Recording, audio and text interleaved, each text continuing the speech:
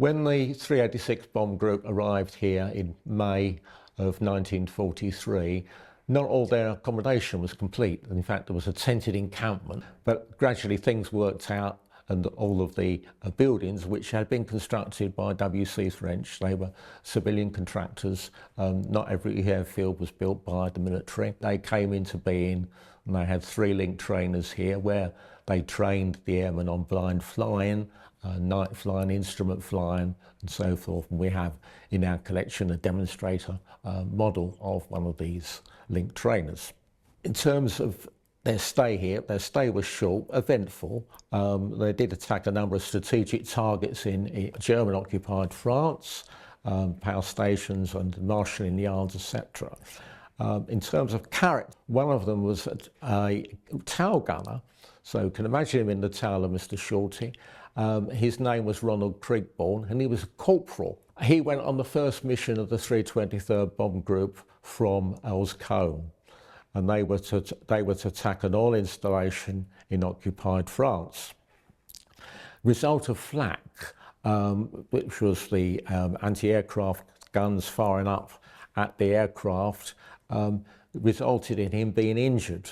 You were particularly vulnerable in the tail of an aircraft. There's not a lot of structure around you to protect you, and you're standing out there behind the wings and the engine and so forth. And he sustained a serious groin injury. So as such, he became the first casualty of the American hospital set up at White Courts in Braintree, Essex, not that many miles away from here, and only about 6 miles away from Elscombe's airfield. He was the first surgical casualty at that airfield, and he met his wife there. She was a nursing officer, Leona Hawkins. He was in the hospital for some time, and they looked after him there.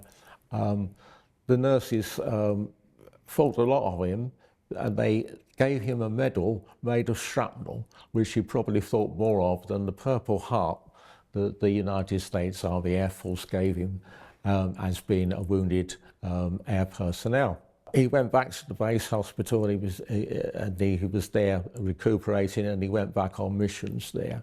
Something else fell out of this, and that is that after that they said, corporals are too low a grade to be flying. We want at least the minimum of a sergeant. So they had technical sergeants and most gunners thereafter, and he was promoted. Were technical sergeants or sergeants, and they were raised up in terms of rank. The other thing, of course, is that they stayed in touch. He and Leon stayed in touch despite his postings elsewhere, and they married after the war in America at what Leon called the little church around the corner. Going back to the war experience, he was flying an aircraft called Mission Bell. And Mission Bell was one of these aircraft I come across on the northern route from America. That in itself is quite daunting, because you have to fly from Nova Scotia through Greenland, Iceland, and eventually, if all goes well, you end up at Prestwick, which is now Prestwick in Scotland. The southern route was even more daunting. They had to come down the eastern seaboard of the United States, along Central America, down into Southern America, and crossed, aiming roughly for the area around Ascension Island. Some of them needed to refuel at Ascension, some went on to points in Western Africa, and then navigate around Africa and around, of course, Spain, which ostensibly was neutral, but had Nazi sympathies, and of course was operated by a dictator who the Germans had put in power anyway. And they went into what is now St Morgan in Cornwall. So that was the southern route. His aircraft, or he rather, had 3 dices with death. The first one was in America when he was training, when his aircraft caught fire. And he had to bow out, and all the crew of 6 had to bow out. He and 2 others survived, the others didn't. So that was his first dice with death. He also became a member of the Caterpillar Club, which is something that the parachute companies, in his case Irving who produce the parachutes, they give an award to people who have to involuntarily bail out of an aircraft.